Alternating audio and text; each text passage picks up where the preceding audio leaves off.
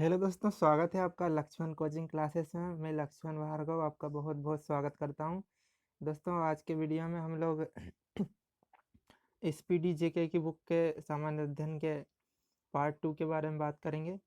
दोस्तों, हर एक एग्जाम में सामान्य अध्ययन से क्वेश्चन आते हैं, तो ये जो एसपीडी जीके की बुक है, इसमें जितना दिया है इतना आप लोग तैयार कर लीजिए। इसके बाहर आपको तैयार करने की बिल्कुल ज़रूरत नहीं है। इससे बाहर बिल्कुल नहीं आएगा। अम, तो कल हम लोग पार्ट 1 के बारे में देख चुके थे, आज पार्ट 2 है अपना। और कल अपन लोगों ने लगभग 200 क्वेश्चन देखे थे। ठीक है, 1 घंटे में 200 क्वेश्चन। आज फिर हम लोग इस 1 घंटे के एपिसोड में 200 क्वेश्चन के बारे में डिस्कस करेंगे। तो ठीक है दोस्तों, शुरू करते हैं। ये लीजिए अपना सबसे पहला क्वेश्चन है कि खाने वाला मशरूम जो है वो कवक श्रेणी में आता है। दोस्तों, आपने सुना होगा बैक्टीरिया, वायरस, फंजाई, है ना। तो जो बैक्टीरिया होते हैं, जीवाणु, वायरस, विषाणु, कवक, फंजाई, तो ये जो मशरूम होता है मशरूम होता है, ये क्या होता है, ये कवक कवक के अंतर्गत आता है। ठीक है। और एक बात और देखना, ये जो मशरूम होता है ना, ये प्रोटीन का सबसे बड़ा साधन होता है। अगर ऐसा पूछा जाए कि मशरूम में कौन सी चीज़ पाई जाएगी, कार्बोहाइड्रेट, प्रोटीन, विटामिन, क्या आएगा, तो इसमें क्या आएगा, प्रोटीन पाया जाता है। ठीक है। अब फिर बात करते हैं कि भारत में काली मिट्टी का क्षेत्र कहाँ कहाँ है। भारत में काली मिट्टी का क्षेत्र जो है तो वो है महाराष्ट्र में है। ठीक है, महाराष्ट्र की मिट्टी जो है वो काली है। ठीक है। इसके बाद अगले की बात करें कि नायलॉन बहुलक का प्रयोग पहली बार शिकागो में हुआ था। ठीक है। इसके और बात करें अपन कि नायलॉन, ऐसा अगर पूछा जाए कि सबसे अ, मानव द्वारा संश्लिष्ट सबसे पहला रेशा कौन सा था, तो उसका आंसर आएगा नायलॉन 66। ठीक है। तो नायलॉन बहुलक का सबसे पहली बार प्रयोग कहाँ किया गया था, तो इसका आंसर क्या आ जाएगा, शिकागो में। सबसे पहली बार शिकागो में किया गया था। ठीक है। अगले बात करें कि भारत का सबसे गहरा बंदरगाह, तो भारत का सबसे गहरा बंदरगाह है विशाखापट्टनम में। ठीक है। भारत में गंज बहुत जगह बंदरगाह है, गुजरात में है कांडला बंदरगाह, मुंबई में है, विशाखापट्टनम में है, चेन्नई में है, केरल में कोच्चि में है, कोलकाता में है। तो भारत का सबसे गहरा बंदरगाह कौन सा है, विशाखापट्टनम का। अगले की बात करें, बिरसा मुंडा के गुरु कौन थे, तो बिरसा मुंडा के गुरु आनंद पांडे थे। ठीक है, इसको ध्यान रखना। बिरसा मुंडा के गुरु कौन थे, आनंद पांडे थे। फिर भारत का सबसे ज्वारीय बंदरगाह, ये देखिए, इस भारत का सबसे ज्वारीय बंदरगाह कौन सा है, कांडला। तो ये जो कांडला कहाँ है, ये गुजरात में है। तो ये सबसे भारत का सबसे ज्वारीय बंदरगाह है। ठीक है। इसके बाद अगले की बात करेंगे कि कालाहारी रेगिस्तान, ये दोस्तों कालाहारी रेगिस्तान जो कहाँ है, ये दक्षिण अफ्रीका में है। ठीक है, दक्षिण पश्चिमी अफ्रीका। ठीक है, दक्षिण पश्चिमी अफ्रीका के बोत्सवाना देश में। ठीक है, जो अपना दक्षिण अफ्रीका देश है उसके साइड में बोत्सवाना नाम का देश है। ठीक है, तो उसी देश में कालाहारी मरुस्थल। और ऐसा पूछा जाए कि कालाहारी मरुस्थल में कौन सी जनजाति पाई जाती है, तो इसमें पाई जाती है बुशमैन जनजाति। ठीक है। कहाँ है, कालाहारी मरुस्थल बोत्सवाना में है, और बोत्सवाना में है, और इसमें जनजाति पाई जाती है बुशमैन। इसके बाद बात करें पेरिस। क्या है, पेरिस शहर है, फ्रांस की राजधानी है पेरिस। ये जो है सीन नदी के किनारे पर स्थित है। ठीक है। फिर बात करें सेशल्स। सेशल्स एक देश है जो कि हिंद महासागर में स्थित है। ठीक है, अपने हिंद महासागर में सेशल्स जो है एक देश है। सेशल्स है, मॉरिशस है, मेडागास्कर है, ये सब कहाँ है, हिंद महासागर में। इसके बाद बात करें आनुवंशिकी उत्परिवर्तन। आनुवंशिकी, ये अपना भारत का सबसे जारी बंदरगाह कांडला है, और भारत का सबसे गहरा बंदरगाह विशाखापट्टनम है। इन दोनों को ध्यान रखना बिल्कुल। इसके बाद बात करें आनुवंशिकी उत्परिवर्तन किस में होता है, डीएनए में होता है। ठीक है। अपनी जो कोशिका होती है उसमें केंद्रक में पाया जाता है डीएनए और आरएनए। ठीक है। केंद्रक में गुणसूत्र पाए जाते हैं, गुणसूत्र में न्यूक्लिक अम्ल पाए जाते हैं, और न्यूक्लिक अम्ल की जो ऊपर जो है डीएनए पाए जाते हैं, ठीक है। तो आनुवंशिक उत्परिवर्तन डीएनए के कारण होता है, मतलब अपने एक माता पिता के गुण उनके बच्चों में किसके द्वारा जाते हैं, डीएनए के द्वारा जाते हैं। फिर बात करें कि ग्रेट ऑर्टिजियन बेसिन, ग्रेट ऑर्टिजियन बेसिन ये कहाँ है, तो ये ऑस्ट्रेलिया में है, ठीक है। ग्रेट ऑर्टिजियन बेसिन कहाँ है, ऑस्ट्रेलिया में। इसके साथ ही ग्रेट बैरियर रीफ भी ऑस्ट्रेलिया में है। इसके बाद बात करें अष्टदिग्गज का संबंध किससे है, तो इसका जो है कृष्णदेव राय से है। विजयनगर साम्राज्य के एक राजा थे कृष्णदेव राय, उनके दरबार में अष्टदिग्गज रहते थे। इसके साथ ही अगर आपसे ऐसा पूछा जाए अष्टप्रधान, तो अष्टप्रधान छत्रपति शिवाजी के दरबार में रहते थे। और नवरत्न की बात करें तो नवरत्न जो है वो किसके दरबार में रहते थे, अकबर के दरबार में, अकबर के 9 रत्न, ठीक है। इसके बाद बात करें विट्ठल स्वामी के मंदिर को, नवरत्न, ठीक है। विट्ठल स्वामी के मंदिर को कृष्णदेव राय ने बनवाया था, ठीक है। ये विट्ठल स्वामी का मंदिर है जो विजयनगर साम्राज्य के एक राजा थे कृष्णदेव राय, उन्होंने बनवाया था, ठीक है। इसके बाद बात करें चंद्रप्रभा राष्ट्रीय वन्य प्राणी अभ्यारण्य, ये कहाँ है, तो ये जो है उत्तर प्रदेश में स्थित है। इसके साथ ही चंद्रप्रभा राष्ट्रीय वन्य प्राणी अभ्यारण्य ये कहाँ है, उत्तर प्रदेश में। इसके साथ ही बात करें कि अगर पीलीभीत टाइगर रिजर्व भी उत्तर प्रदेश में है, दुधवा राष्ट्रीय उद्यान भी उत्तर प्रदेश में है। इसके साथ ही मध्य प्रदेश में नेपानगर न्यूज प्रिंट फैक्ट्री के लिए प्रसिद्ध है। मध्य प्रदेश के खंडवा जिले में एक नेपानगर शहर है छोटा सा, तो वहाँ पे कागज बनाने की फैक्ट्री है, जो न्यूज छापने वाले कागज बनते हैं वहाँ पे, ठीक है। इसके साथ ही बात करें मध्य प्रदेश के ही देवास जिले में नोट छापने वाले वो बनते हैं, नोट छापने वाले कागज देवास जिले में बनते हैं। इसके साथ ही होशंगाबाद में भी पेपर मिल है।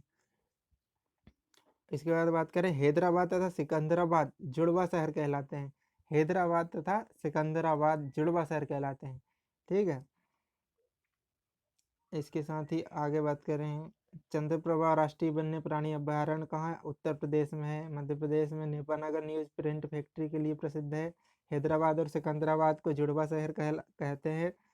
इसके साथ ही वायुमंडल के समताप मंडल में ओजोन का घनत्व सबसे अधिक होता है, ठीक है। वायुमंडल का जो समताप मंडल होता है, आपसे क्वेश्चन ऐसे पूछा जाए कि वायुमंडल के किस मंडल में ओजोन पाई जाती है, तो ओजोन परत कहाँ पाई जाती है, समताप मंडल में, ठीक है। इसके साथ ही जो अपने वायुयान हवाई जहाज उड़ते हैं वो भी कहाँ समताप मंडल में उड़ते हैं। इसके साथ ही बात करें कि हरियाणा हरिकेन, दोस्तों 1983 जो अपना वर्ल्ड कप जीता था ना, कपिल देव उसमें थे, उस टीम में। तो कपिल देव, उनको हरियाणा हरिकेन के नाम से जाने जाते हैं। कपिल देव हरियाणा के हैं, तो उनको जो है उनका उपनाम है हरियाणा हरिकेन। प्रोटीन के निर्माण में आधारभूत इकाई कौन सी है, प्रोटीन के निर्माण में अमीनो अम्ल, प्रोटीन किस किस से मिलकर बना हुआ होता है, प्रोटीन अमीनो अम्लों से मिलकर बना हुआ होता है। इसके बाद बात करें दक्षिणी ध्रुव पर पहुंचने वाला पहला व्यक्ति कौन था, दोस्तों जो दक्षिणी ध्रुव कौन, अंटार्कटिका पे जो दक्षिणी ध्रुव है और ऊपर जो है उत्तरी ध्रुव, ठीक है। तो अंटार्कटिका पे पहुंचने वाला पहला व्यक्ति था एमुंड सेन, जो कहाँ का था, नॉर्वे का था एमुंड सेन। इसको बिल्कुल ध्यान रखना, दक्षिणी ध्रुव पर पहुंचने वाला पहला व्यक्ति कौन था, एमुंड सेन था। कहाँ का था, नॉर्वे का। कानपुर से भारत में 1857 की क्रांति के नेता कौन थे, तो कानपुर से कौन थे, नाना साहब थे। ऐसे ही अवध से कौन थे, अवध से बेगम हजरत महल थी। इसके साथ झांसी से कौन थी, रानी लक्ष्मीबाई थी। और ऐसे ही सब जगह से। दिल्ली से कौन थे, दिल्ली से अपने बहादुर शाह जफर थे,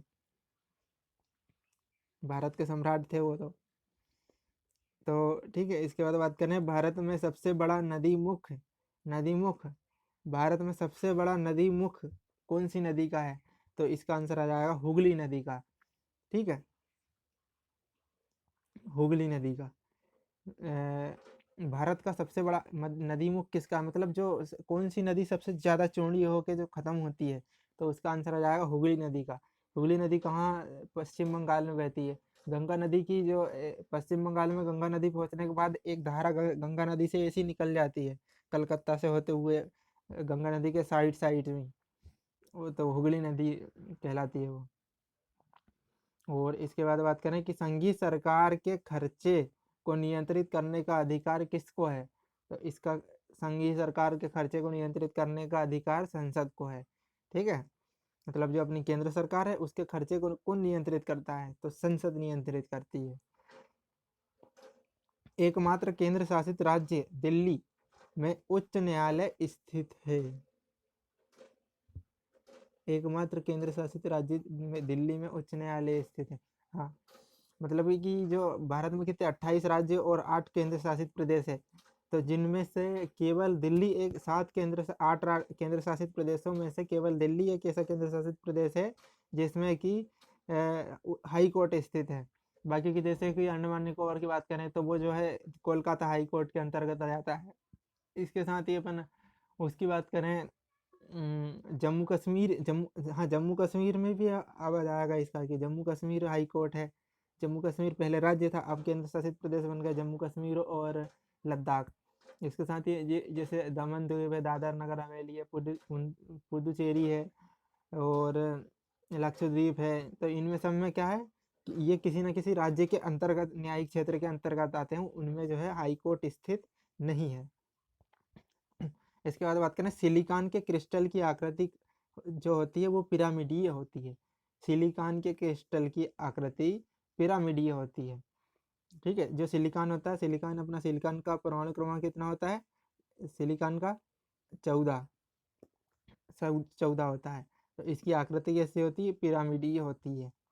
इसके बाद बात करें D2O को मंदक के रूप में प्रयोग किया जाता है। D2O मतलब ड्यूटेरियम ऑक्साइड, इसको बाहरी जल भी कहते हैं। इसका उपयोग मंदक के रूप में किया जाता है, कहा नाभिकीय रिएक्टर में मंदक के रूप में। इसके बाद बात करें कि क्लोरोपिक्रीन अश्रु गैस है। आंसू गैस सुना होगा आपने, आंसू गैस, तो उसका जो है वो आंसू गैस कौन सी गैस है, क्लोरोपिक्रीन। इसके बाद बात करें, ये ऊपर कहाँ रहा, सेल्यूलोज प्राकृतिक बहुलक यौगिक का उदाहरण है। सेल्यूलोज एक प्राकृतिक बहुलक है। सेल्यूलोज हाँ, जैसे कि अपना मानव शरीर में भोजन किसके रूप में संचित होता है, स्टार्च के रूप में, और पेड़ पौधों में भोजन किसके रूप में संचित होता है, सेल्यूलोज के रूप में। ठीक है, इसके बाद अगले की बात करें कि बांग्लादेश में गंगा नदी को क्या कहा जाता है। बांग्लादेश में गंगा नदी को पद्मा कहा जाता है।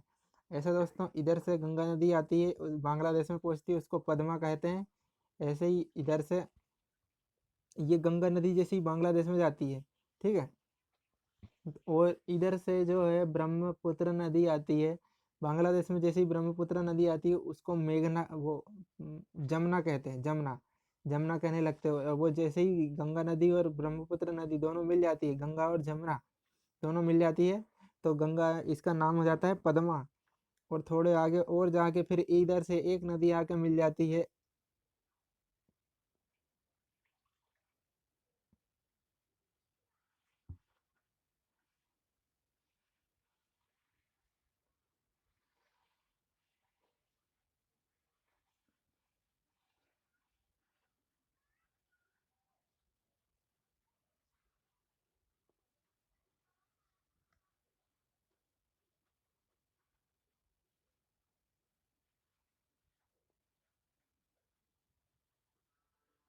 ठीक है दोस्तों, तो इधर से एक नदी आके इधर से ऐसी मिल जाती है मेघना नाम की, तो फिर उसका नाम आगे हो जाता है मेघना। ठीक है, इसको फिर से समझना, जो गंगा नदी इधर से आती है, यमुना नदी अलग है, ये प्रयागराज में ही गंगा में मिल जाती है, यमुना वो अलग है। जैसे ही गंगा नदी जो बांग्लादेश में प्रवेश करती है, ठीक है, तो इधर से जो ब्रह्मपुत्र नदी आती है, ब्रह्मपुत्र नदी का नाम क्या हो जाता है बांग्लादेश में आके, जमुना। और जब गंगा में जमुना मिल जाती है तो इसका नाम हो जाता है पद्मा। और फिर पद्मा जब आगे जाती है, इधर से एक नदी आके मिल जाती है मेघना, तो इसका नाम हो जाता है मेघना। और जब ये खत्म होती है, जब सुंदरबन डेल्टा बनाती है यहाँ पे, तो इसका नाम रहता है मेघना। ठीक है, तो इतना पूरा याद रखना, ये पूछा जाता है कि बांग्लादेश में गंगा नदी को क्या कहते हैं, पद्मा कहते हैं। इसके बाद आगे बात करें कि तानसेन का असली नाम क्या था। तानसेन का असली नाम था रामतनु पांडे। अकबर के 9 रत्नों में से एक थे तानसेन। इसके बाद ये वाला क्वेश्चन कई बार पूछा गया है, कम से कम 1000 बार पूछा गया होगा एग्जाम में, कि ओलंपिक में पदक जीतने वाली प्रथम भारतीय महिला कौन थी? तो इसका आंसर है कर्णम मल्लेश्वरी। और इनका कर्णम मल्लेश्वरी का संबंध किस खेल से था? तो भारोत्तोलन से था, वेट लिफ्टिंग से।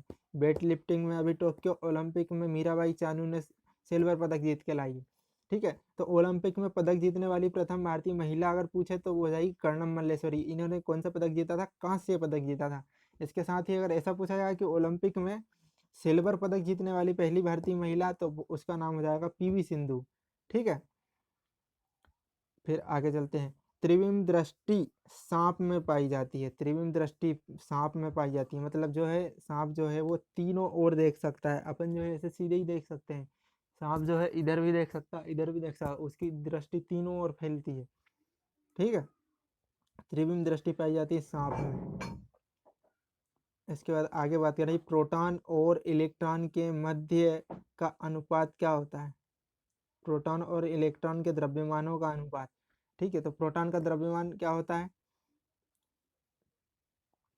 प्रोटॉन का इलेक्ट्रॉन इलेक्ट्रॉन का द्रव्यमान होता है 9.1 इंटू 10⁻³ -31 किलोग्राम, ये होता है। ठीक है, और प्रोटॉन का द्रव्यमान लगभग नगण्य होता है। तो प्रोटॉन और इलेक्ट्रॉन के द्रव्यमानों का अनुपात क्या होता है? 1:1840। ठीक है, इसको बिल्कुल याद रखना। प्रोटॉन और इलेक्ट्रॉन के द्रव्यमानों का अनुपात 1:1840 होता है। 1:1840। इसके बाद विद्युत धारा की इकाई क्या है? तो विद्युत धारा की इकाई एम्पियर है। और हीरे का अपवर्तनांक 2.4 होता है। ठीक है, हीरे का अपवर्तनांक 2.4 होता है। इसके बाद बात कर रहे हैं कि आंख का अंदरूनी पीछे का पृष्ठ दृष्टि पटल रेटिना कहलाता है। ठीक है, जो आंख का अंदरूनी पीछे का पृष्ठ पीछे होता है, जैसे ये जो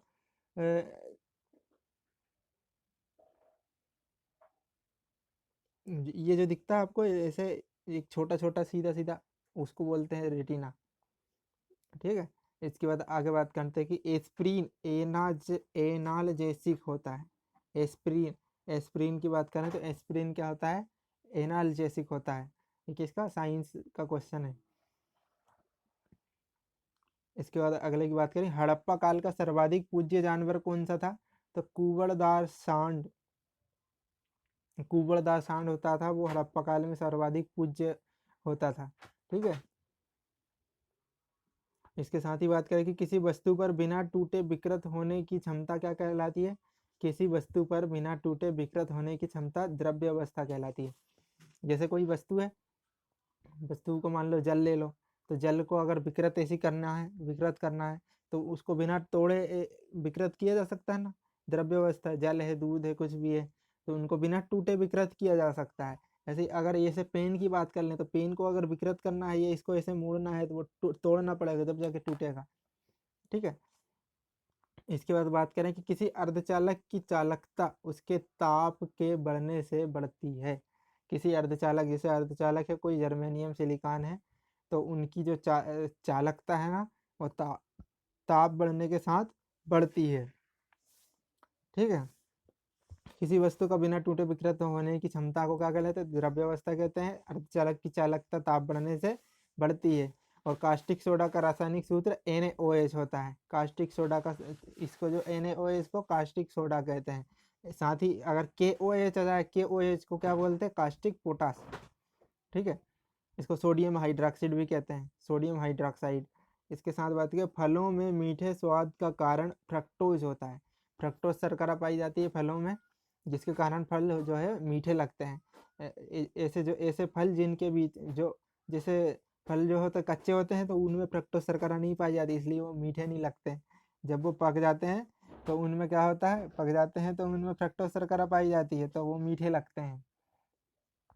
ठीक है, तो इसके बाद अगर बात करें कि एनोड बैटरी का धन ध्रुव होता है।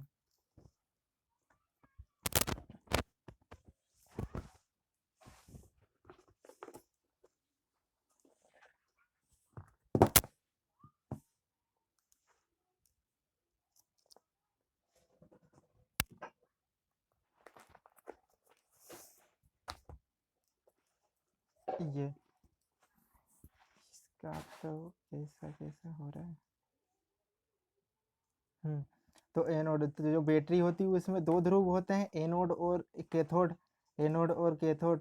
तो दोस्तों जो एनोड होता है वो कौन सा होता है, वो धन ध्रुव होता है एनोड।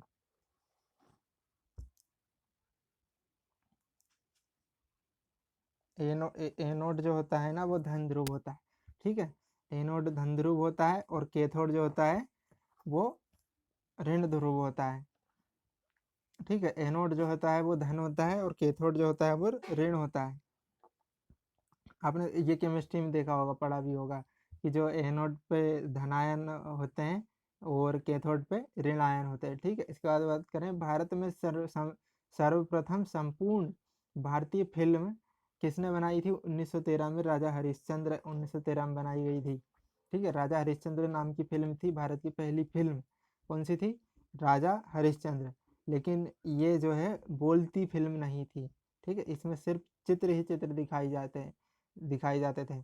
अगर ऐसे बोले कि भारत की सबसे पहली बोलती हुई फिल्म कौन सी थी, तो उसका उसका आ जाएगा आलम आरा, बोलती हुई फिल्म थी आलम आरा, ठीक है। इसके बाद बात करें कि भारत में कहवा का सबसे बड़ा उत्पादक राज्य कौन सा है, कहवा का उत्पादक राज्य, सबसे बड़ा उत्पादक राज्य है कर्नाटक। इसके साथ एक बात बता दूं, कहवा मतलब काफी, सबसे ज्यादा काफी उत्पादन में अग्रणी राज्य है अपना कर्नाटक। और इसके साथ ही बात करें कि दिल्ली का अंतिम हिंदू शासक कौन था, तो हेमू था। दिल्ली का सबसे अंतिम हिंदू शासक था तो हेमू। हेमू जो था, हेमू ने क्या किया था, बाबर बाबर था ना, बाबर, बाबर के बाद उसका बेटा हुमायूं राजा बना था, तो हुमायूं को हरा के हेमू राजा बना था, ठीक है। वो लगभग 1-2 साल के लिए बना था, 1 साल के लिए। और उसको जो है अकबर ने, हुमायूं मर गया तो अकबर ने उसको हराया था फिर, ठीक है। इसके साथ ही बात करें, दिल्ली का अंतिम शासक कौन हो गया, हेमू था। भारत में कहवा का सबसे बड़ा उत्पादक राज्य कौन सा है, कर्नाटक है। अब इसके साथ ही दिल्ली सल्तनत की सीमा का सर्वाधिक विस्तार किसने किया था, तो मोहम्मद तुगलक के समय में हुआ था। दिल्ली दिल्ली सल्तनत की सीमा का सर्वाधिक विस्तार किसने किया था, मोहम्मद बिन तुगलक ने, ठीक है। तुगलक वंश का था मोहम्मद बिन तुगलक, इसने किया था सबसे ज्यादा विस्तार। इसके बाद बात करें, केंद्रक का आवरण प्रोफेज के अंत में विघटित हो जाता है, केंद्रक का आवरण कब प्रोफेज के अंत में विघटित हो जाता है, दोस्तों ये कोशिका विभाजन होता है ना, तो कोशिका विभाजन में पहले को तो वो जो है 3-4 फेज में होता है। सबसे पहले प्रोफेज, ऐसे प्रोफेज, मेटाफेज, एनाफेज, टीलोफेज, ऐसे 4-5 अवस्था में होता है। तो केंद्रक का आवरण प्रोफेज के अंत में विघटित होता है, ठीक है। कौन सी अवस्था में होता है, केंद्रक का आवरण विघटित प्रोफेज अवस्था में होता है। इसके साथ ही अगर हमारी आकाशगंगा की आकृति किसकी आकार की है, स्पाइरल के आकार की है, हमारी आकाशगंगा की आकृति स्पाइरल आकार की है। इसके साथ ही बात करें अगले की, कि रिक्टर स्केल पर भूकंप की तीव्रता मापी जाती है, रिक्टर स्केल पर भूकंप की तीव्रता मापी जाती है। भूकंप की तीव्रता मापने वाला पैमाना क्या होता है, रिक्टर स्केल होता है। और कौन सा यंत्र की बात करें तो सिस्मोग्राफ नामक यंत्र होता है, नोट कर लीजिए, ठीक है, सिस्मोग्राफ। इसके साथ बात करें कि भारतीय नौसेना में शामिल प्रथम नाभिकीय पनडुब्बी कौन सी थी, तो INS चक्र। भारतीय नौसेना में शामिल प्रथम नाभिकीय पनडुब्बी कौन सी थी, INS चक्र। इसके बाद बात करें कि टोर्नेडो का संबंध किससे है, टोर्नेडो का संबंध किससे है, तो टोर्नेडो का संबंध चक्रवात से है, ठीक है। ये बिल्कुल याद रखना, भारतीय नौसेना में प्रथम नाभिकीय पनडुब्बी कौन सी शामिल हुई थी, मतलब जिस परमाणु हथियार से संबंधित, जिस पे परमाणु हथियार रखे हुए थे, तो INS चक्र। टोर्नेडो का संबंध चक्रवात से। धान के लिए 150 सेंटीमीटर वर्षा की आवश्यकता होती है, ठीक है। धान के लिए कितनी वर्षा की आवश्यकता होती है, धान के लिए, तो धान के लिए 150 सेंटीमीटर वर्षा की आवश्यकता होती है। टिहरी बांध की बात करें, भारत का सबसे ऊंचा बांध टिहरी बांध है, ये कौन सी नदी पर है, तो ये भागीरथी नदी पर स्थित है, उत्तराखंड में, ठीक है। जो है गंगा यमुना पे, गंगा नदी बनने से पहले जो है, गंगा भागीरथी और अलकनंदा 2 नदियों के मिलने से बनती है गंगा नदी। तो टिहरी बांध जो है वो भागीरथी नदी पर स्थित है, ठीक है। इसके बाद बात करें सिंधु नदी का उद्गम कहाँ से हुआ है, मानसरोवर झील से हुआ है। दोस्तों तिब्बत में एक मानसरोवर झील है, यहाँ से 3 नदियों का उद्गम हुआ है, एक तो सिंधु, दूसरी सतलज और तीसरी ब्रह्मपुत्र है, ठीक है। 1916 में Akhil Bharatiya home rule league की स्थापना किसने की थी, एनी बेसेंट ने की थी। दोस्तों एनी बेसेंट और तिलक, बाल गंगाधर तिलक दोनों ने की थी। एनी बेसेंट ने वो दक्षिण भारतीय राज्यों में चलाया था और बाल गंगाधर तिलक ने महाराष्ट्र में चलाया था। इसके बाद बात करें ताजमहल का वास्तुकार कौन था, तो उस्ताद अहमद लाहौरी था। ताजमहल का आर्किटेक्ट कौन था, वास्तुकार कौन था, उस्ताद अहमद लाहौरी। और अगर आपसे पूछा जाए कि जो अभी सरदार पटेल की मूर्ति है, स्टेच्यू ऑफ यूनिटी, उसके वास्तुकार कौन थे, तो उसके वास्तुकार, उसके आर्किटेक्ट कौन है, राम सुतार जी। इसके बाद बात करें सेकेंडरी लोलक का आवर्तकाल कितना होता है, सेकेंडरी लोलक का आवर्तकाल 2 सेकेंड होता है, ठीक है। ताजमहल का वास्तुकार उस्ताद अहमद लाहौरी था। सेकेंड लोलक का आवर्तकाल 2 सेकेंड होता है। इसके साथ ही बात करें कि 73वां संविधान संशोधन तथा अनुच्छेद 243 किससे संबंधित है, पंचायती राज से। 73वें संविधान संशोधन 1992 के द्वारा भारतीय संविधान में 11वीं अनुसूची जोड़ी गई थी, ठीक है, जिसमें 29 विषय थे 11वीं अनुसूची में, पंचायती राज अधिनियम आया था, ठीक है। इसके बाद कह रहे हैं सलार जंग संग्रहालय कहाँ है, सलार जंग संग्रहालय हैदराबाद में स्थित है। सलार जंग संग्रहालय हैदराबाद में स्थित है। इसके बाद बात करें कि सनी डेज के लेखक कौन है, सनी डेज के, तो सनी डेज के लेखक है सुनील गावस्कर। सुनील गावस्कर कौन थे दोस्तों, सुनील गावस्कर जो क्रिकेटर है वो, सुनील गावस्कर जो थे, सुनील गावस्कर ही सनी डेज के लेखक थे। ये लो लाइट बढ़ा ली, चलो लाइट कम थी। इसके साथ में पौधों में जल का परिवहन किसके द्वारा किया जाता है, जल के, जा से जाइलम, जल का परिवहन जाइलम के द्वारा किया जाता है। और अगर पौधों में भोजन का परिवहन की बात करें तो भोजन का परिवहन किसके द्वारा किया जाता है, फ्लोएम के द्वारा। इसके बाद बात करें महलवारी व्यवस्था का प्रस्ताव सर्वप्रथम एच का मतलब है होल्ट, होल्ट मैकेंजी द्वारा 1819 में लाया गया था। और ये महलवारी व्यवस्था कहाँ लागू की गई थी, ये की गई थी राजस्थान के क्षेत्रों में, ठीक है। महलवारी व्यवस्था, 3 प्रकार की व्यवस्था अंग्रेजों के समय में फेमस थी। एक तो महलवारी राजस्थान के क्षेत्रों में हॉल्ट मैकेंजी के द्वारा, इसके साथ एक दूसरी थी दक्षिण भारत में, ठीक है, इधर के दक्षिण भारत के क्षेत्र में, ये इधर राजस्थान के क्षेत्र में होगी महलवारी। दक्षिण भारत के क्षेत्र में हो गई थी अपनी कौन सी, दक्षिण भारत के क्षेत्र में एक तो स्थायी बंदोबस्त थी इधर उत्तर भारत के क्षेत्रों में, वो किसके द्वारा, तो वो कार्नवालिस के द्वारा और हेक्टर मुनरो के द्वारा रैयतवाड़ी व्यवस्था दक्षिण भारत के क्षेत्रों में की चलाई गई थी, ठीक है। इन तीनों को याद रखना। इसके बाद बात करें विशिष्ट ऊष्मा का मात्रक क्या होता है, तो जूल पर किलोग्राम पर केल्विन होता है विशिष्ट ऊष्मा का मात्रक, ठीक है। विशिष्ट ऊष्मा का मात्रक जूल पर केल्विन पर किलोग्राम पर केल्विन होता है। महाभारत का मौलिक नाम क्या है, जय संहिता है, ठीक है। महाभारत का मौलिक, और महाभारत का उर्दू में या अरबी में जो है उसका अनुवाद किया गया है, उसका नाम क्या है, रजमनामा। इसके बाद बात करें कि भारतीय संविधान के भाग 5 में संघीय न्यायपालिका का उल्लेख है, ठीक है। केंद्र के बारे में कौन सा भाग में है, भाग 1 में क्या है, भाग 1 में है संघ और उसका राज्य क्षेत्र, 2 में नागरिकता, 3 में मूल अधिकार, 4 में क्या है, मूल डीपीएसपी राज्य के नीति निर्देशक तत्व, 4 काम है मूल कर्तव्य, और 5 में केंद्र सरकार, 6 में राज्य सरकार है। इसके बाद बात करें स्वतंत्रता प्राप्ति के समय भारतीय राष्ट्रीय कांग्रेस के अध्यक्ष कौन थे, तो जेबी कृपलानी थे, ठीक है। 1947 में कांग्रेस के अध्यक्ष कौन थे, जेबी कृपलानी थे। 1900 के पेरिस ओलंपिक में महिलाओं ने भाग लिया था, ठीक है। 1900 के पेरिस ओलंपिक में पहली बार महिलाओं ने भाग लेना शुरू किया था। अच्छा, 1900 के पेरिस ओलंपिक में पहली बार महिलाओं ने भाग लेना शुरू किया था, और 1900 के ही इसी ओलंपिक में पहली बार भारत ने भी भाग लिया था, ठीक है। ऐसा क्वेश्चन भी भारत ने पहली बार कब लिया था, तो ये 1900 में लिया था। इसके बाद बात करें कि प्रतिजैविक पेनिसिलिन किससे बनता है, कवक से। दोस्तों ये पेनिसिलिन जो है वो प्रतिजैविक मतलब एंटीबायोटिक, पहली एंटीबायोटिक है पेनिसिलिन। ठीक है, काय से बनाई गई थी? कवक से बनाई गई थी। इसके बाद बात करें 84वां संविधान संशोधन 2000 द्वारा 3 राज्य छत्तीसगढ़, उत्तराखंड और झारखंड का गठन किया गया था। ठीक है, 84वां संविधान संशोधन 2000 में ये छत्तीसगढ़ का 1 नवंबर को किया गया था। ठीक है, मध्य प्रदेश से अलग हुआ था छत्तीसगढ़। उत्तराखंड किससे अलग हुआ था? उत्तर प्रदेश से। और झारखंड किससे अलग हुआ था? बिहार से। ठीक है, कब हुआ था? 84वां संविधान संशोधन 2000 में।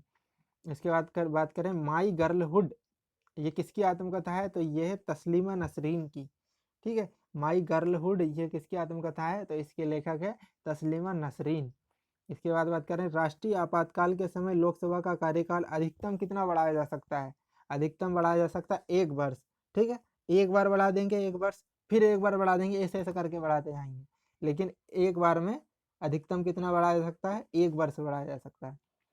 जैसे 1975 में जब आपातकाल लगाया गया था तो कितना बढ़ाया था? दो बार बढ़ाया था, 1-1 साल करके।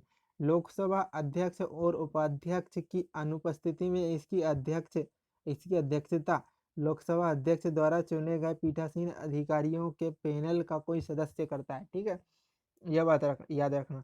जैसे लोकसभा का अध्यक्ष अनुपस्थित है तो अध्यक्षता कौन करेगा? उपाध्यक्ष करेगा। यदि वो भी अगर अनुपस्थित है तो फिर उसकी अध्यक्षता कौन करेगा? कि जो लोकसभा अध्यक्ष द्वारा कई पीठासीन अधिकारियों का पैनल चुना जाता है, तो उसका कोई भी सदस्य जो वरिष्ठ सदस्य होगा उसको जो है अध्यक्षता वो कर लेगा। इसके बाद बात करें कि गवर्नर द्वारा जारी किया गया अध्यादेश विधानमंडल द्वारा मंजूर किया जाता है। ठीक है, गवर्नर मतलब राज्यपाल द्वारा जारी किया गया। राज्यपाल कौन से अनुच्छेद के तहत अध्यादेश जारी करता है? 213 के तहत। और राष्ट्रपति किसके द्वारा करता है? 123 के तहत। तो जो राज्यपाल द्वारा जारी किया गया अध्यादेश किसके द्वारा? विधानमंडल द्वारा मंजूर किया जाता है। ठीक है, विधानमंडल द्वारा। और राष्ट्रपति अगर कोई अध्यादेश जारी कराएगा तो उसको किसके द्वारा मंजूर किया जाता है? संसद के द्वारा। इसके बाद बात करें थुम्बा। थुम्बा कहाँ है? केरल में। केरल में अंतरिक्ष विज्ञान एवं प्रौद्योगिकी केंद्र की स्थापना कब की गई थी? 1965 में की गई थी। ठीक है, अंतरिक्ष विज्ञान एवं प्रौद्योगिकी केंद्र की स्थापना थुम्बा केरल में कब की गई थी? 1965 में की गई थी। इसके बाद बात करें राजस्थान वह राज्य है जहाँ शून्य आधारित बजट को सर्वप्रथम अपनाया गया था। शून्य आधारित बजट को सर्वप्रथम कहाँ अपनाया गया था? तो इसका आंसर क्या आ जाएगा? सबसे पहले कहाँ अपनाया गया था शून्य आधारित बजट को? शून्य आधारित बजट को सबसे पहले राजस्थान में अपनाया गया था। इसके बाद बात करें कि लक्षद्वीप में कौन सी भाषा बोली जाती है? तो लक्षद्वीप में मलयालम भाषा बोली जाती है। और लक्षद्वीप का न्यायिक क्षेत्र कहाँ, किसके न्यायिक क्षेत्र में आता है लक्षद्वीप? तो ये आता है लक्षद्वीप केरल के। ठीक है, और केरल में भी कौन सी भाषा बोली जाती है? मलयालम। तो लक्षद्वीप में भी मलयालम भाषा बोली जाती है। ठीक है, इसके बाद अगले की बात करें यूरोप में आल्प्स। यूरोप में कौन सा आल्प्स? उत्तरी अमेरिका में रॉकीज। ठीक है, उत्तरी अमेरिका में रॉकीज पर्वत है, दक्षिण अमेरिका में एंडीज पर्वत है। ये सब कौन से पर्वत के उदाहरण है? बलित पर्वत के उदाहरण है। ठीक है, बलित पर्वत के उदाहरण है। बलित पर्वत का उदाहरण बलित पर्वत का उदाहरण का मतलब ये, बलित पर्वत का मतलब ये जो ज्वालामुखी के द्वारा उत्पन्न हुए हैं। ठीक है, तो ये सब किसके द्वारा? ज्वालामुखी के द्वारा उत्पन्न हुए हैं। इसके साथ बात करें कि जो अरावली पर्वत है, अरावली पर्वत किस प्रकार का पर्वत है? तो वो जो है भ्रंश पर्वत का उदाहरण है। ठीक है, खत्म होने वाला है पर्वत, जो धीरे धीरे करके खत्म होते जा रहा है। बहुत पुराना, सबसे पुराना पर्वत है अरावली पर्वत। इसके बाद साथ बात करें अगर माउंट अपना हिमालय पर्वत, तो हिमालय पर्वत जो है ज्वालामुखी के द्वारा नहीं बनाया गया, ये किसके द्वारा? चट्टानों के द्वारा बनाया गया। चट्टानें जो है एक दूसरे के नीचे घुसती चली जा रही है, तो हिमालय पर्वत की ऊंचाई हमेशा बढ़ती जा रही है। इसके बाद बात करें कि पुरी स्थित जगन्नाथ मंदिर को किसके द्वारा बनाया गया था? गंगवंश के शासक ने बनवाया था। ठीक है, पुरी में जो जगन्नाथ मंदिर है उसको किसके? गंगवंश के शासकों ने बनवाया था। इसके साथ ही अगर बात करें कि पुरी पुरी कहाँ है? उड़ीसा में। और उड़ीसा में कौन सा एक और है? Black pagoda. ब्लैक पगोड़ा कौन सा? अपना कोणार्क का सूर्य मंदिर, उसको भी किसके? गंगवंश के नरसिंह वर्मन प्रथम ने बनवाया था। ठीक है, इसके साथ ही बात करें steel city Rourkela. Rourkela, steel city Rourkela Brahmani नदी के किनारे, ठीक है। राउरकेला में स्टील प्लांट है। कौन सा? राउरकेला में, हाँ मतलब राउरकेला ही के नाम से, उसको जर्मनी की सहायता से लगाया गया है, ठीक है। इसके बाद बात करें कि राष्ट्रीय विज्ञान दिवस 28 फरवरी को मनाया जाता है, ठीक है। राष्ट्रीय विज्ञान दिवस मनाया जाता है 28 फरवरी को। इसके बाद करें लाल बाग की स्थापना किसने की थी? लाल बाग की स्थापना 18वीं सदी में हैदर अली एवं टीपू सुल्तान ने बेंगलोर में की थी। ये नीचे भी है, ठीक है। लाल बाग की स्थापना 18वीं सदी में किसने? हैदर अली ने और टीपू सुल्तान ने बेंगलोर में की थी, कर्नाटक में, ठीक है। कर्नाटक का नाम पहले क्या था? मैसूर था, वहाँ का राजा था हैदर अली, उसका बेटा था टीपू सुल्तान, और उन दोनों ने किसकी लाल बाग की स्थापना की थी? बेंगलोर में। तो ठीक है। और टीपू सुल्तान की राजधानी कौन सी थी वहाँ पे उसके मैसूर राज्य में? तो उसका नाम है श्रीरंगपट्टनम। इसके बाद बात करें भारत में 1882 में स्थानीय स्वशासन की स्थापना किसने की थी? लॉर्ड रिपन ने की थी। लॉर्ड रिपन को भारत में स्थानीय स्वशासन का जनक माना जाता है, ठीक है। 1882 में की थी उसने। इसके बाद बात करें राष्ट्रपति को पद की शपथ कौन दिलाता है? तो भारत का मुख्य न्यायाधीश दिलाता है। ये बात बिल्कुल सब सही है।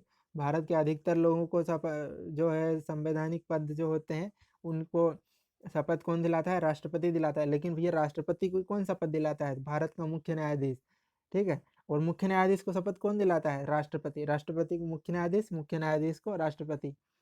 राष्ट्रपति कौन है अभी अपने? रामनाथ कोविंद। और मुख्य न्यायाधीश कौन है? N B Ramana. लोकसभा सदस्य 60 दिनों तक बिना सदन की अनुमति के सदन की बैठकों में अनुपस्थित रहता है तो उसे अयोग्य ठहरा दिया जाएगा, बिल्कुल ठीक है। 60 दिनों तक अगर कोई बिना बताए, बिना अनुमति के अगर सदन में उपस्थित नहीं होता है तो लोकसभा अध्यक्ष उसको क्या करेगा? उसको अयोग्य घोषित कर देगा, उसकी जो है सदस्यता निरर्हर कर दी जाएगी। जयपुर में संगमरमर के लिए प्रसिद्ध है। जयपुर किसके लिए? संगमरमर के लिए प्रसिद्ध है जयपुर। जयपुर को क्या कहते हैं? पिंक सिटी भी कहते हैं। इसके बाद बात कर रहे हैं कि ओलंपिक खेलों में झंडे में नीला चक्र किसको हाँ ये बात बिल्कुल, ओलंपिक खेलों में झंडे में जो होता है नीला चक्र किसको? यूरोप को प्रदर्शित करता है। पीला चक्र एशिया को प्रदर्शित करता है। लाल चक्र अमेरिका को प्रदर्शित करता है। ये महाद्वीपों की बात कर रहे हैं। अमेरिका का मतलब अमेरिका देश नहीं, उत्तरी अमेरिका और दक्षिण अमेरिका दोनों महाद्वीपों की बात कर रहा है। इसके बाद काला चक्र जो है वो अफ्रीका को प्रदर्शित करता है, और हरा चक्र जो है वो ऑस्ट्रेलिया महाद्वीप का प्रतिनिधित्व करता है, ठीक है। अंटार्कटिका महाद्वीप के बारे में नहीं बोलेंगे क्योंकि वहां से कोई आता ही नहीं खेलने, वहां कोई रहता ही नहीं है, वहां तो लोग साइंटिस्ट लोग जाते हैं, ठीक है। वहां से कोई आता थोड़ी ना है, जो जाते हैं वही वापस आते हैं। इसके बाद बात करें तो देख लेना एक बार फिर से कि नीला रंग किसका है? नीला यूरोप का है, पीला एशिया का है, लाल अमेरिका का, काला अफ्रीका का है। अरे देखना, पता है नीला नीला किसका है? नीला यूरोप का है, पीला एशिया का है, लाल अमेरिका का है, काला अफ्रीका, अफ्रीका के लोग काले होते हैं इसलिए अफ्रीका का काला है। हरा जो है वो ऑस्ट्रेलिया का है। ऑस्ट्रेलिया में हरियाली वगैरह है ही नहीं, वहाँ सब सूखा ही सूखा है और उसका हरा। चलो ठीक है। इसके बाद बात करें कि कोलिजन क्या है? कोलिजन कोलिजन रेसा है एक, और जो कैसा होता है? सफेद होता है। कोलिजन एक रेसा है और वो सफेद होता है, कोलिजन। इसके बाद बात करें कि हीराकुंड परियोजना किस पे है? हीराकुंड परियोजना महानदी के प्रवाह को नियंत्रित करती है। हीराकुंड हीराकुंड हीराकुंड बांध है, महानदी पर स्थित है, ठीक है। सिक्किम राज्य में सबसे अधिक लेप्चा जनजाति पाई जाती है, ठीक है। इस बात को बिल्कुल याद रखना, जनजाति कौन सी? सिक्किम राज्य में सबसे अधिक लेप्चा जनजाति पाई जाती है। इसके बाद में बात करें मक्का मक्का मदीना कहाँ है? दोनों शहर जेद्दा, ये कहाँ है? सऊदी अरब में है। इसके बाद बात करें द प्रोफेट के लेखक कौन है? द प्रोफेट के लेखक है कहलील गिबरन। द प्रोफेट नामक पुस्तक के लेखक कौन है? कहलील गिबरन। इसके बाद बात कर रहे हैं डलहौजी झील कहाँ है? तो डलहौजी झील फ्लोरिडा में है, फ्लोरिडा में स्थित है, ठीक है। डलहौजी झील कहाँ है? फ्लोरिडा में है। इसके बाद बात करें कि नर्मदा नदी का अधिकांश भाग्य कहाँ है? मध्य प्रदेश में स्थित है। मध्य प्रदेश में वो उत्पन्न होती है और गुजरात और मध्य प्रदेश दोनों में बहते हुए खंबात की खाड़ी में जाके गिर जाती है। तो उसका अधिकांश भाग कहाँ रहता है? मध्य प्रदेश में। और शेर ए पंजाब के नाम से कौन प्रसिद्ध है? लाला लाजपत राय। ठीक है, लाला लाजपत राय शेर ए पंजाब के नाम से प्रसिद्ध है, लाला लाजपत राय। रूसी क्रांति के जनक थे बी आई लेनिन। ठीक है, रूसी क्रांति के जनक कौन थे? V I Lenin. इसके बाद चंद्रमा पर उतरने वाला पहला मानव कौन था? Neil Armstrong. ठीक है, चंद्रमा पर उतरने वाला पहला मानव कौन था? तो उसका आंसर हो जाएगा Neil Armstrong. India wins freedom, Maulana Abul Kalam Azad, Bharat के पहले शिक्षा मंत्री। ठीक है, भारत के पहले शिक्षा मंत्री मौलाना अबुल कलाम आजाद की पुस्तक थी इंडिया विंस फ्रीडम। और बौद्धों का पवित्र ग्रंथ कौन सा है? जातक है, जातक। जातक कथा है, बौद्धों का सबसे प्रमुख ग्रंथ है जातक। इसके बाद बात करें बासिंग सोडा को क्या कहा जाता है? सोडियम कार्बोनेट कहा जाता है, जो बासिंग सोडा, कपड़े धोने का सोडा। इसके साथ खाने के सोडे की बात करें तो उसको क्या कहा जाता है? इसके बासिंग सोडा का फॉर्मूला होता है Na2CO3। खाने का सोडा होता है NaHCO3, उसको बोलते हैं सोडियम बाइकार्बोनेट। ठीक है, इसके साथ ही बात करें, पृथ्वी अपने अक्ष पर पश्चिम से पूर्व की ओर घूमती है। ठीक है, आपको ऐसा लगता है सूरज जो है, सूरज पूरब से पश्चिम की ओर जाता है, सूरज उसकी जगह पर स्थिर है, पृथ्वी पश्चिम से पूरब की ओर घूमती है। ठीक है, कालिदास किसके उपासक थे? तो कालिदास शिव के उपासक थे। इसके बाद बात करें मिस्र की राजधानी क्या है? तो मिस्र की राजधानी क्या है? काहिरा है, काहिरा। ठीक है, इसके साथ राजा भोज द्वारा बनवाई गई विशाल झील भोपाल में स्थित है। ठीक है, राजा भोज कहाँ के राजा थे? भोपाल के राजा थे, और भोपाल में सबसे बहुत बड़ी झील है, राजा भोज के द्वारा बनवाई गई थी। इसके बाद बात करें भटनेर का किला कहाँ है? तो भटनेर का किला हनुमानगढ़ में स्थित है। ठीक है, भटनेर का किला कहाँ है? हनुमानगढ़ में स्थित है। कालिदास शिव के उपासक थे, है ना, कालिदास शिव के उपासक थे। मिस्र की राजधानी काहिरा है, राजा भोज द्वारा बनवाई गई झील भोपाल में, भटनेर का किला हनुमानगढ़ में स्थित है। अजंता की चित्रकारी, हाँ, अजंता की चित्रकारी जातक को निरूपित करती है। ठीक है, अजंता, अजंता में जो चित्रकारी है वो जातक को निरूपित करती है। जातक कौन? बौद्धों का सबसे पवित्र पवित्र ग्रंथ है। भागीरथी और अलकनंदा नदियाँ जो है देवप्रयाग में मिलकर गंगा नदी का निर्माण करती है। मैंने ऊपर बताया था, भागीरथी और अलकनंदा दोनों मिलकर देवप्रयाग में मिलती है और गंगा नदी बनाती है। ठीक है, वो गंगा नदी बनने से पहले ही भागीरथी पर कौन सा बांध है? टिहरी बांध है।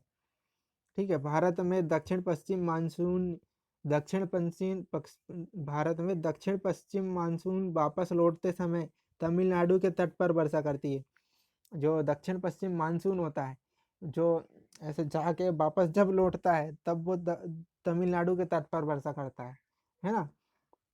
ऐसा पूछा था, तमिलनाडु के तट पर कौन से अपने कोरोमंडल तट पर, तमिलनाडु के तट को कोरोमंडल तट कहते हैं, केरल के तट को मालाबार तट कहते हैं। तमिलनाडु के तट पर वर्षा किस मानसून के द्वारा होती है? तो दक्षिण पश्चिम मानसून के द्वारा होती है।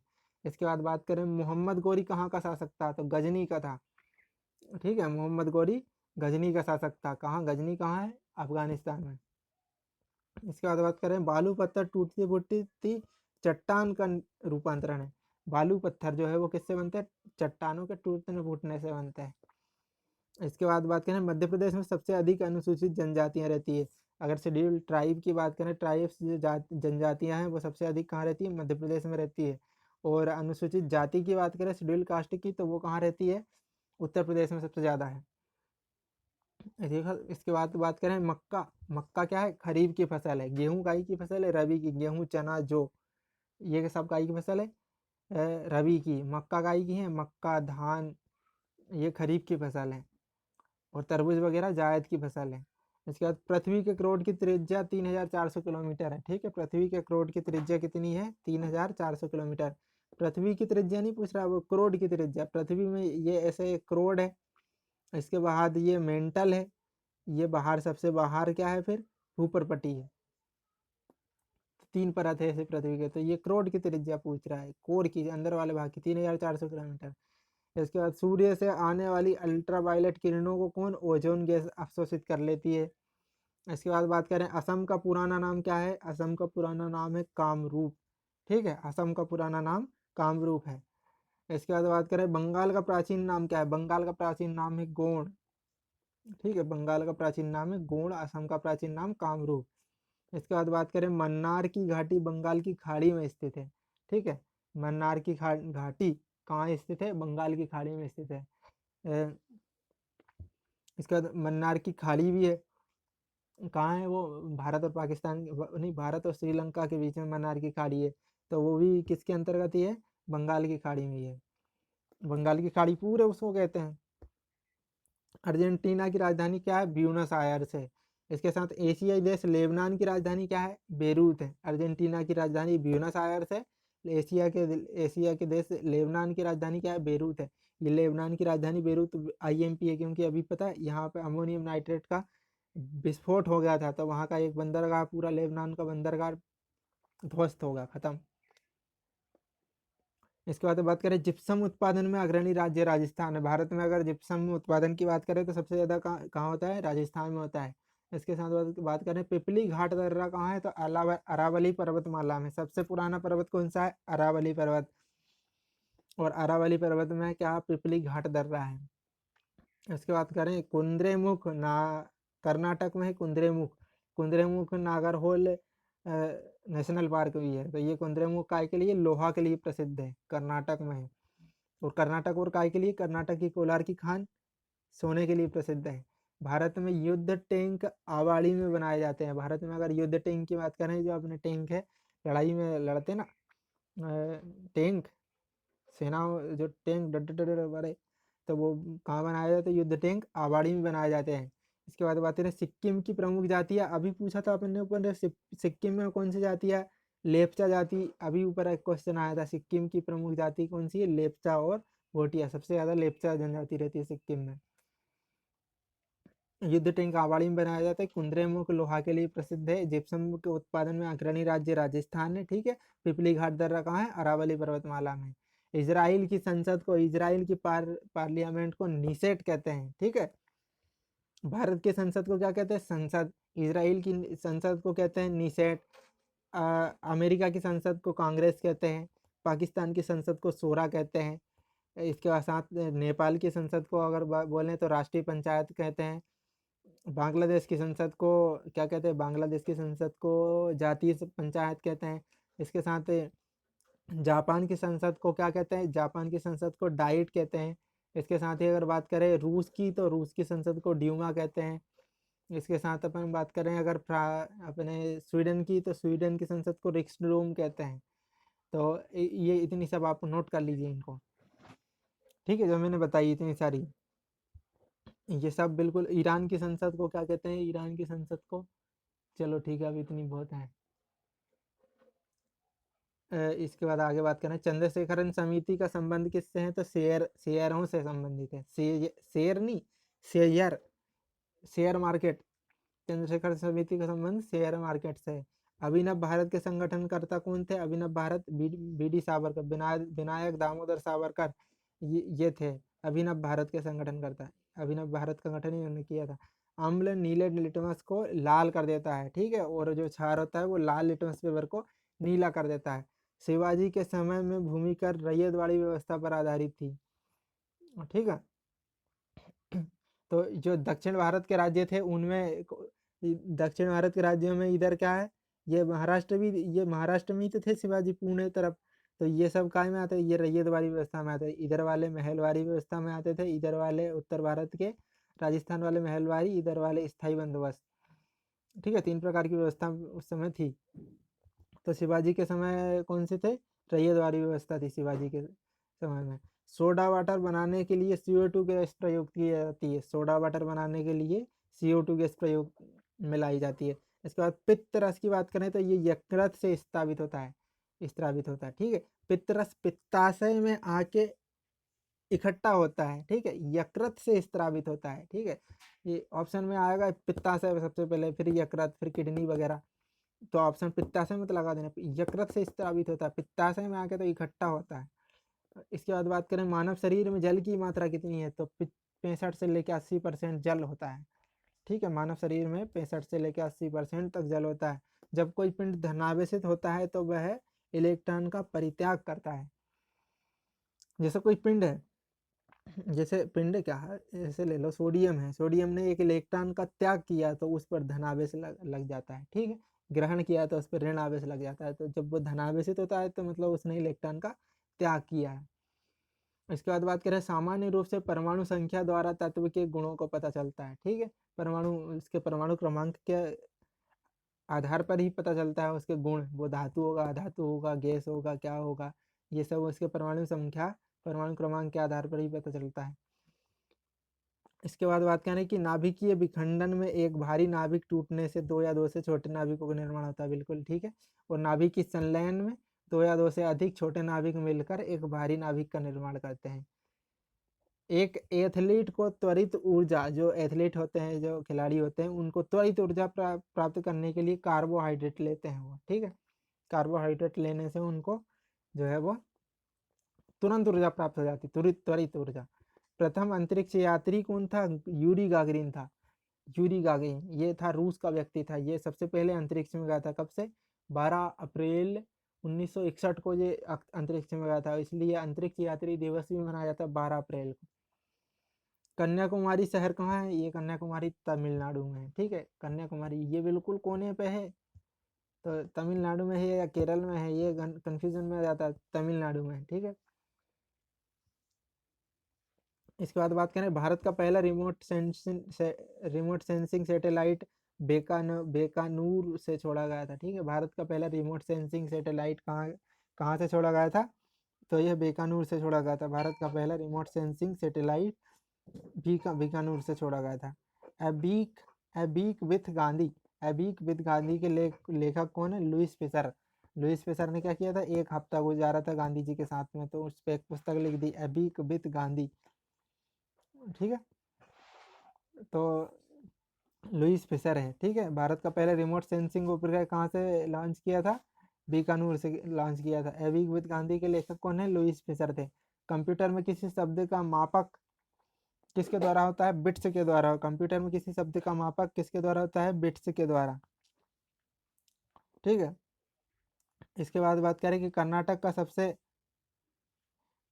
सबसे साक्षर जिला कौन सा है? तो कर्नाटक का सबसे साक्षर जिला बेंगलोर है। इसके बाद बात करें पिंडवानी नृत्य का कहाँ का लोकगीत है? छत्तीसगढ़ का लोकगीत है। इसके बाद बात करें ओबरा शहर, ओबरा शहर थर्मल पावर प्लांट के लिए प्रसिद्ध है। ओबरा शहर में थर्मल पावर प्लांट है, ठीक है।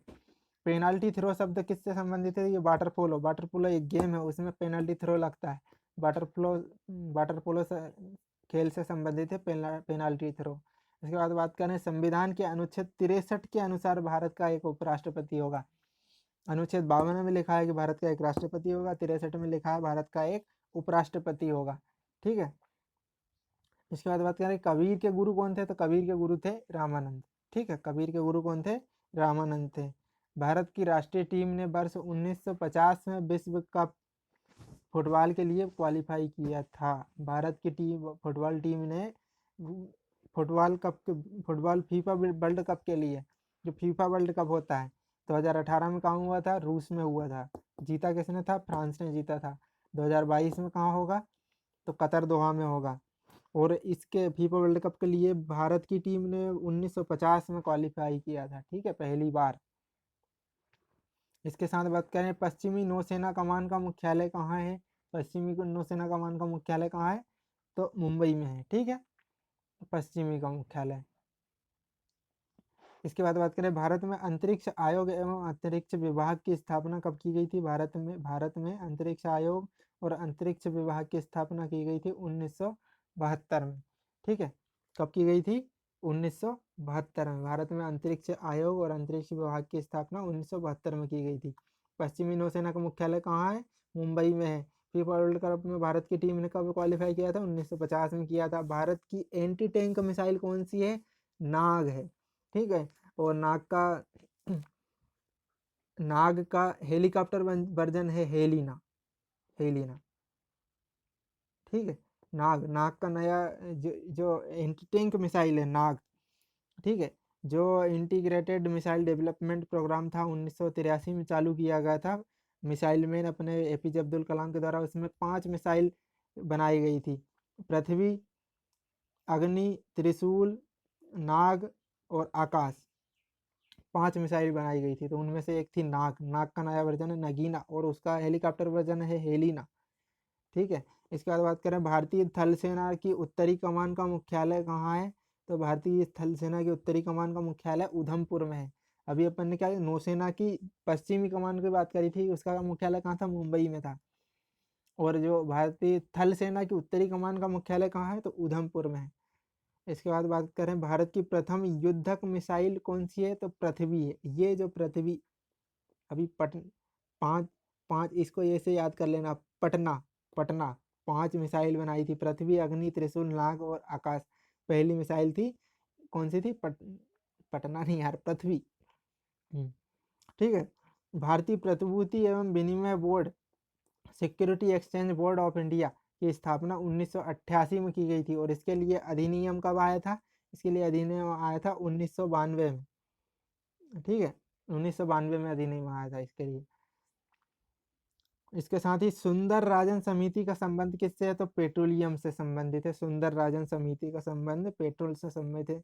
राकेश मोहन समिति का संबंध किससे है, तो आधारिक वित्तीय संरचना से संबंधित है। राकेश मोहन समिति का संबंध, सुंदर राजन समिति का संबंध पेट्रोलियम से है, राकेश मोहन समिति का संबंध आधारिक वित्तीय संरचना से है।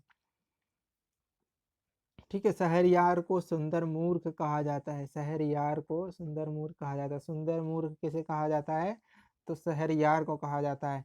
इसके साथ ही भारतीय डेयरी अनुसंधान संस्थान कहाँ है, तो भारतीय डेयरी अनुसंधान संस्थान कहाँ है, करनाल हरियाणा में। Dairy research institute Karnal Haryana में है। इसके साथ एफिल टावर कहाँ है, एफिल टावर आपको पता है सबको, पेरिस में है।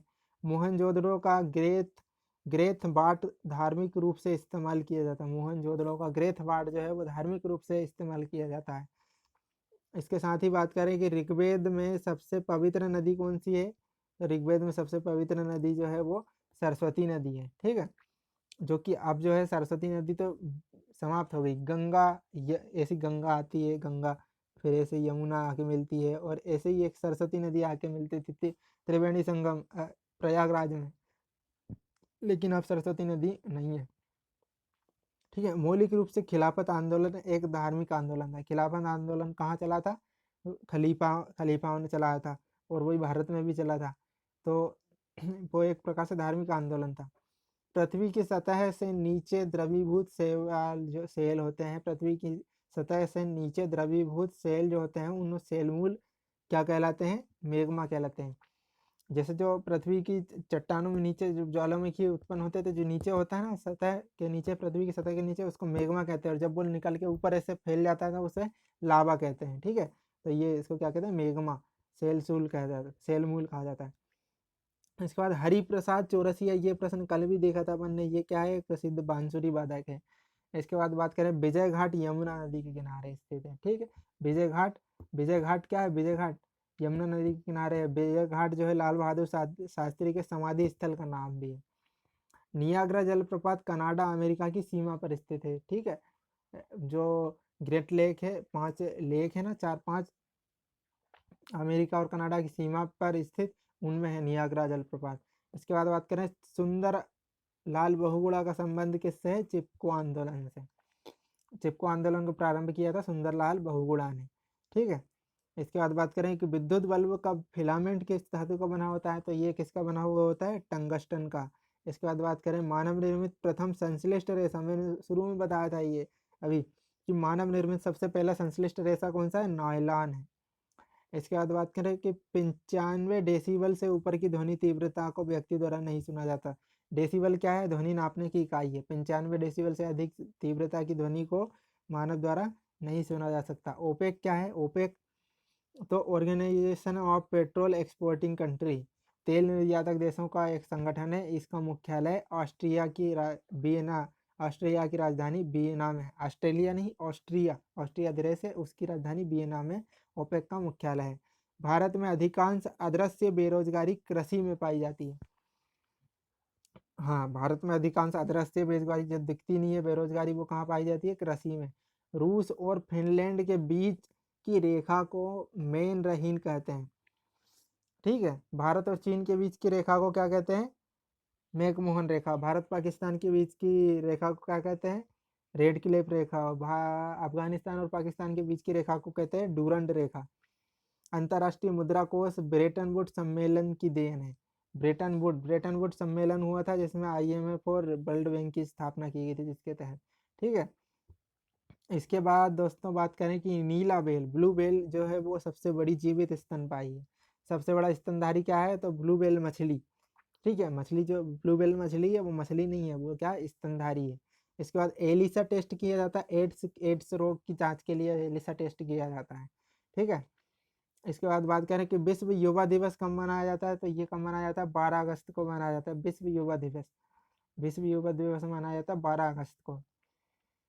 और अंतर्राष्ट्रीय युवा दिवस मनाया जाता है कब, अंतर्राष्ट्रीय युवा दिवस विश्व युवा, हाँ अंतर्राष्ट्रीय युवा दिवस ही तो है 12 अगस्त को। इसी दिन